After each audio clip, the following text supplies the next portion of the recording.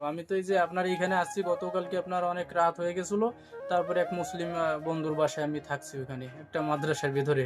আচ্ছা, ঠিক আচ্ছা। আছে? এত কোথায়? ভালো সম্পর্ক আমার ওর সাথে। কোথায় এটা থেকেছেন কোথায়? এটা আপনার নবীনগরে থাকি। হিন্দু মুসলিম নিয়ে বর্তমানে অনেক দ্বন্দ্বই চলছে। আমরা নেটে বিভিন্ন চ্যানেলের মাধ্যমে বিভিন্ন তথ্য পাচ্ছি।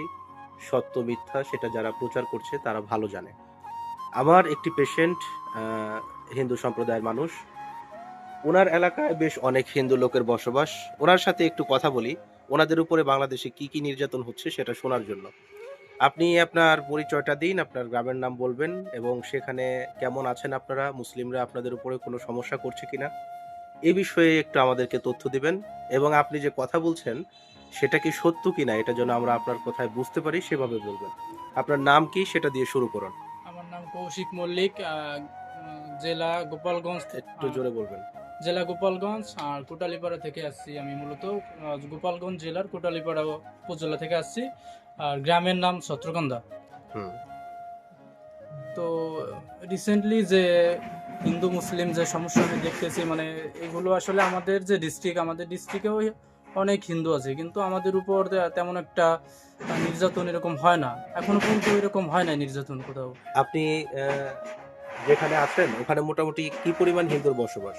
আমাদের কোটালীপাড়া উপজেলায় আপনার 65% হিন্দু আছে মোটামুটি।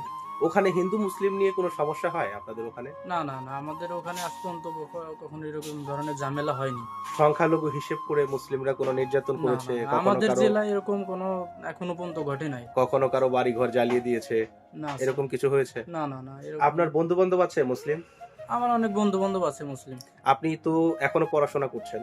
জি স্যার। তো সেই হিসেবে আপনার স্কুল লাইফে, কলেজ লাইফে, ভার্সিটি লাইফে অনেক মুসলিম বন্ধু ছিল বা আছে। জি তাদের স্যার। সাথে আপনার সম্পর্ক কেমন? তাদের সাথে আমার অনেক ভালো সম্পর্ক। আমি তো এই যে আপনার এখানে আসছি গতকালকে আপনার অনেক রাত হয়ে গেছিল।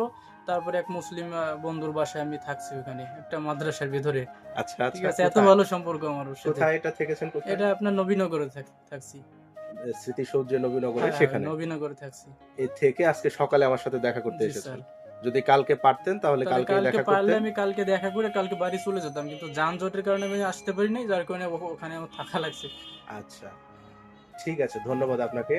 আরেকবার আপনার নাম বলুন। আমার নাম হলো কৌশিক মল্লিক। বাড়ি হলো গোপালগঞ্জ। গোপালগঞ্জ জেলা, কোটালীপাড়া উপজেলা আর গ্রামের নাম ছত্রকন্দা। ঠিক আছে। Thank you.